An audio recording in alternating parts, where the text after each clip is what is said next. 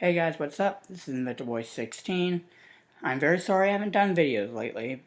It's because my 3DS, which I normally use as my camera, was thrown down the stairs by my little brother. So I had to wait to get that replaced by a guy it replaced today, and I'll do a review of it. But right now I'm going to be doing a review of the Nintendo 3DS Cosmo Blue or Aqua Blue, as what it says on the package when you get this unit. So a lot of people, I'm going to hook the charger, doesn't really need to be plugged in right now. A lot of people have a 3DS Cosmo Blue because it's one of the very first 3DS units out. This is actually one of the very first 3DSs out. The very first color I know of was probably the Cosmo Black or Midnight Black. I don't know what they call it, but that was probably the first console that was released. So, but this is the second one, and then the red one came third. So, but this one is the first one, and oh wow, you can see me in the shot. Lovely. You can see my computer in the shot. Well, I'm just gonna be doing a nice little review of this unit. First thing you know when you get one of these things is it is a very, very sort of 21st century or futuristic looking device. I mean, you really don't see machines like this made very much anymore. I mean, it is a very futuristic looking device, especially the Aqua Blue. I mean, you really don't see units made like this. You just look at it, it just looks so futuristic. Like when you first get it, it looks like something you'll never be able to learn how to use because it's so futuristic looking, with all the ports and the stylus and the game card slot, the charging port, and the IR blaster, and then the two little charging prongs for the charging cradle, and then these little nubs right there and there for the Circle Pad Pro. So, but underneath it looks pretty basic. Looks like pretty much almost basic any DS you can ever find. On the top, it actually starts off a very light Cosmo Blue, Aqua Blue or Cosmo Blue, and then it goes down to dark, which I think is personally really cool that Nintendo thought of that. The one thing that's really bad about these things, particularly the Cosmo Blue or the Aqua Blue, I just call it Cosmo Blue because it doesn't really look Aqua Blue. It looks Cosmo Blue to me, but you have your own opinion. But the only one really sort of bad thing with this is it's a very big fingerprint magnet, and it shows off a lot of scratches. I don't know if you can see it, but I have fingerprints all over it from just holding it right now. So that's the only really issue with the nice glossy top. I mean, it makes it look really futuristic. I mean, if it's really just a boring matte plastic or a cheap plastic, it looks really cruddy. But this looks really space agey or into the future. So around it, you have your wrong one. You have your shoulder light here. You have your two cameras for the 3D shots or video, which this is capable of video, which I really love. And you have the headphone jack, and you have your power indicator and your charge indicator, and then you have your Wi-Fi and your depth slider up there. And then you have the L and R buttons, which on the 3DS, on this, it's actually kind of, this is based on personal preference, but it's kind of uncomfortable to use them because they're tiny. They're really tiny if you look at them.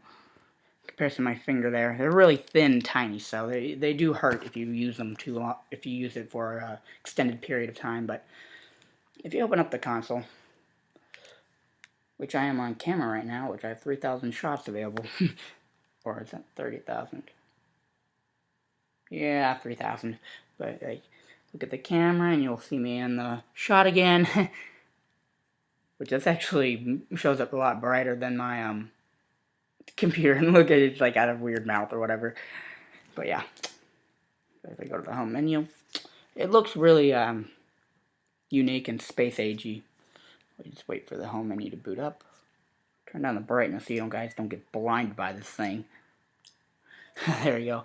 But yeah, it does look rather futuristic, or sort of. Why can't I do it? Right? It looks sort of Apple-like. It looks like a knockoff of Apple's home menu. I mean, but it's like a toy-looking thing. But really, this thing is really advanced. I mean, it is not really a toy. It's more of a computer. I mean, this thing can do almost all the basic functions of a computer, but it can do a lot more than a computer can.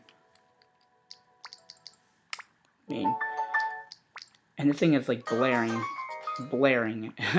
Turn that down. So yeah, but it's blaring volume, and you have your meme maker. You have all these little app icons, which are kind of cool, and they do like little animations at the top. And if you have the DSiWare downloaded on this, their icons actually move and interact on the screen itself on the bottom. They blink their eyes and do little movies or whatever sort of thing.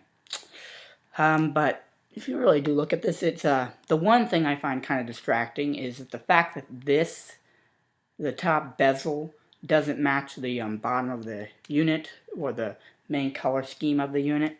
I like how the inside here is the same color as the outside, but the black is just kind of distracting if you're trying to look at like screens that are white like this. It's very distracting. But if you're like in Resident Evil or more of those cloudier games where they have a lot more darkness to them, this doesn't really, the bezel doesn't really knock you off track.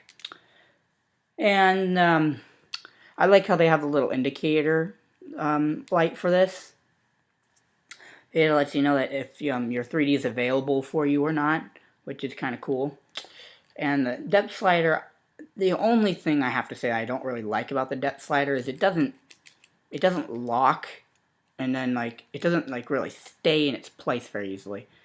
But this is like a brand new DS. I mean, my brother got this and he never really played it, so. But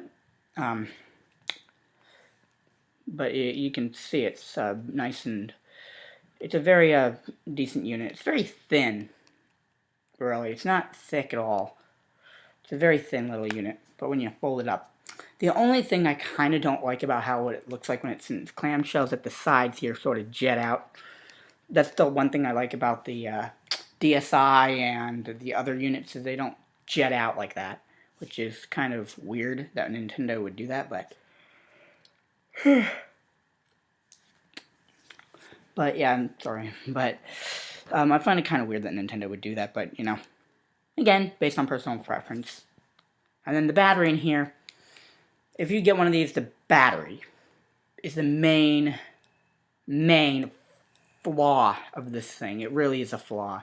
It's not really big enough for this unit. It's only about a 1,300 milliamp or 1,600 milliamp hour lithium ion battery, but it doesn't last long. And this thing really, it needs a bigger battery because it overclocks this thing. This thing really does overclock. So it doesn't really, it requires a bigger battery to be able to power the CPU and do all those other functions like Wi-Fi and all that stuff. But if you run this thing without the screens at full brightness like what I normally do, and you turn your Wi-Fi off and you don't use volume, which is not really real world scenarios, but if you do that, you can get probably about, at most, 6 hours out of this with light 2D gaming and stuff like that. But really, this thing, the only thing you need to step up with is on the battery, really. And I don't really find that these corners here are very comfortable because they sort of jab into your hands. Like you don't find them very, comforting or natural to hold. It's like stabbing your hands. And this is definitely a big no-no for most people that they really wish Nintendo didn't do, is they put the stylus in the back. instead of in the front or the side where people's dominant hands are or whatever. That's the one thing Nintendo really should have done, but, you know, again, this was their first of a 3D model, so it's, you know, they didn't really know, so. But I like how this panel is gray and it doesn't blend in. It makes it easy to find your game card slot, your charging port, and your IR blaster, so you know which side's which. Because if this were the same look as this side, you could get lost. So yeah. But anyway, guys, again, I'm sorry I haven't done videos lately. And if you notice any difference in the quality of the video, it's because I'm using my computer right now because my 3DS XL is charging, my new one. And I am planning on getting my new videos in pretty soon. And I am, again, very sorry I haven't done videos in a while, and I am planning to do more videos. So, so yeah, but my next video will hopefully be a review of my 3DS XL, and do a video on that. So, anyway, I hope you guys enjoyed. Please don't forget to comment, like, and subscribe, and I will see you guys later. Stay cool, YouTube. Goodbye.